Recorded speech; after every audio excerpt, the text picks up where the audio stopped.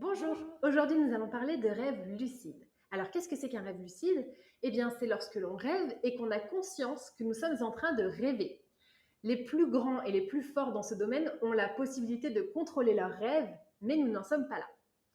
Pour commencer, je vais vous expliquer pourquoi et comment faire des rêves lucides. La référence dans le domaine des rêves lucides, c'est Stéphane Laberge.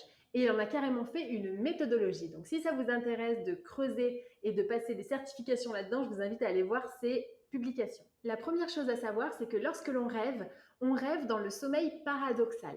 Et on fait entre 5 et 10 rêves par nuit. C'est énorme.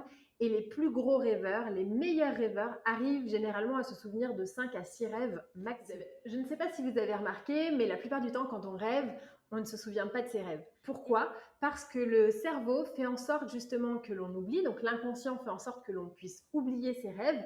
Sinon, ce serait un petit peu confusant et parfois on aurait du mal à dissocier la réalité du rêve. Et d'ailleurs, je ne sais pas si ça vous est déjà arrivé de vous réveiller et de vous demander si vraiment c'était un rêve ou si ça s'était passé. Si c'est le cas, vous avez dû vous apercevoir que petit à petit, le cerveau fait le tri et revient à lui et revient à la raison et comprend qu'en fait, ça n'était qu'un rêve. Alors vous allez me dire, quel est l'intérêt de faire des rêves lucides? Eh bien, il y a plusieurs intérêts. Le premier intérêt, c'est que vous allez pouvoir réaliser vos rêves. Et ça, c'est vraiment très cool.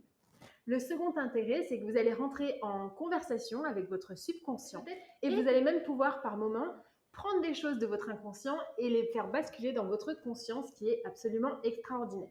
Et le troisième aspect non négligeable, c'est que quand vous faites des rêves lucides, vous allez voir par la suite avec les outils dont je vais vous parler que vous allez être beaucoup plus conscient dans la réalité et dans la vie de tous les jours. Et être conscient, ça veut aussi dire vivre l'instant présent, ça veut dire ne pas ressasser le passé, ne pas prévoir le futur et vivre enfin épanoui. Faire un rêve lucide, ça permet d'augmenter son niveau de conscience, de booster sa créativité et de vivre plus heureux. Alors évidemment, ça ne vient pas comme ça, en un claquement de doigts, ça demande énormément d'entraînement. Pour faire des rêves conscients, vous avez plusieurs astuces à suivre et à mettre en place au quotidien.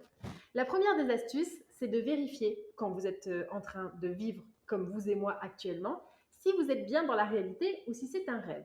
Ça, c'est ce qui s'appelle des checks de réalité, c'est-à-dire des vérifications qu'on est vraiment dans la vraie vie. Donc, il y a énormément de méthodes pour faire ça. Celle que je vous recommande parce qu'elle est la plus facile et la plus simple et ce que vous avez toujours à disposition, ce sont vos mains. Donc, pour faire un check de réalité, vous allez regarder vos mains et vous allez compter vos doigts. Et par la suite, vous allez détourner le regard un moment et de nouveau regarder vos mains et compter vos doigts. Si le nombre de doigts est toujours le même, c'est que vous êtes dans la réalité.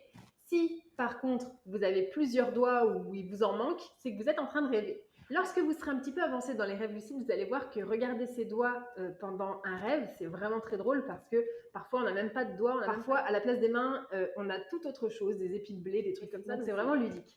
Une autre astuce, si vous lisez beaucoup, c'est de regarder les pages de votre livre, détourner le regard et de nouveau regarder les pages du livre. Votre cerveau n'a pas la capacité à scanner et à ressortir exactement mot pour mot une page d'un livre. Donc, si vous voyez qu'un livre est écrit et que vous détournez le regard 2 minutes, il ne sera pas capable de reproduire exactement ce que vous avez vu si vous êtes en train de rêver. C'est donc une excellente façon également de faire un check de réalité. La plupart du temps, lorsqu'on se rend compte qu'on est en train de rêver, on se réveille. C'est juste un mécanisme inconscient du cerveau pour justement nous protéger. Et le truc un petit peu tricky dans cette histoire, c'est que le cerveau, comme je vous le disais, est configuré pour oublier le rêve. Donc vous avez vraiment très peu de temps pour vous rappeler de votre rêve. Donc ce que je vous invite à faire, c'est de prendre un carnet, de le mettre à côté de votre lit et dès que vous vous réveillez, vous écrivez vos rêves. Ainsi, vous allez déjà prendre conscience que c'était des rêves, vous allez commencer à entrer en contact avec votre subconscient sans lui parler directement, mais au moins en comprenant ce qu'il essaie de vous faire passer comme message, pour par la suite, quand vous ferez des rêves lucides, pouvoir carrément entrer en contact avec. Quelque chose qui marche très très bien aussi, surtout quand on débute, c'est de se dire à haute voix, avant d'aller se coucher, ce soir, je vais faire un rêve lucide. Vous vous le répétez au fur et à mesure, c'est ce qu'on appelle la loi d'attraction. Et à force de pratiquer ça, eh bien, il y a des chances que vous fassiez des rêves lucides. S'il vous arrive de faire un rêve lucide mais que vous vous en rendez compte, n'ouvrez surtout pas les yeux et ne bougez pas. Essayez de replonger dedans.